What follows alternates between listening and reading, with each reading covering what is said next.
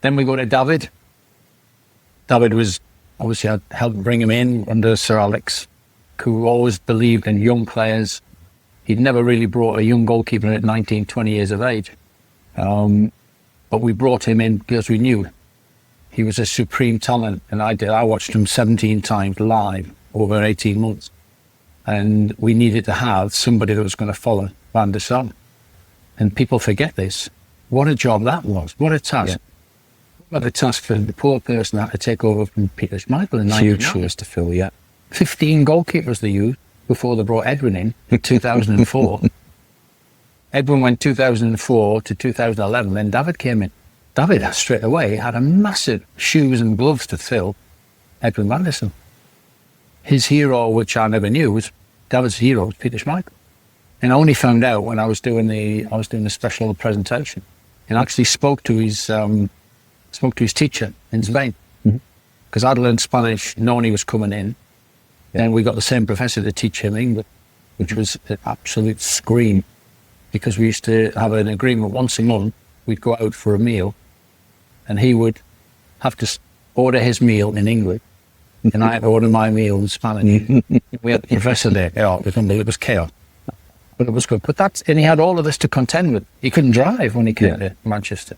So he took all of that on. Yes, it was a tough start, but we knew that. But the great man had every confidence. And we went to, always remember, we went to Chelsea, early December. Juan Mata, who was a really good friend of his in the Spanish national, put the ball over the top of the wall, 3 steps, top hand, pushes it out. We draw the game 3-3. We're walking down the tunnel, and Sir Alex says, Steely, we've got a goalkeeper. And that was the beginning.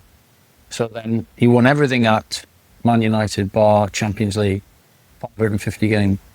So he was a special talent. But again, calm, nothing fazed him. Nothing. And that's what the greats do. That's what the greats do. So, you've been noted as saying that it was an education working with Edwin at Man United. Is that kind of how did that shape how you coached future goalkeepers, having worked with him in that time when he was just kind of coming through and then through to his peak? What lessons did you take for the younger keepers from that? I think probably the most successful part of was I was a good listener as a coach, which I always say to people, listen. And I've kept diaries. I've got in my loft at home, I've got diaries. I've got every session I coached over 40 years. And I've transferred some to computer, which you can do now.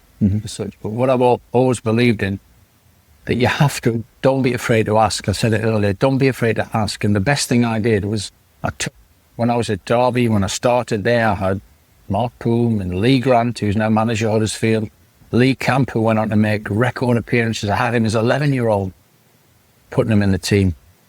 And I left there and I went to Aston Villa. And I've got Peter and I've got Thomas Sorensen. But the one thing that it gave me is that experience of working under Jim Smith, Steve McLaren. Then I went to Villa and worked with John Gregory, who I played with at Brighton and Derby.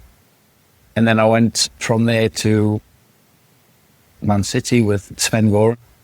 So by the time I got to United, thank goodness, I'd been through 3 different real terrific coaches, man management people.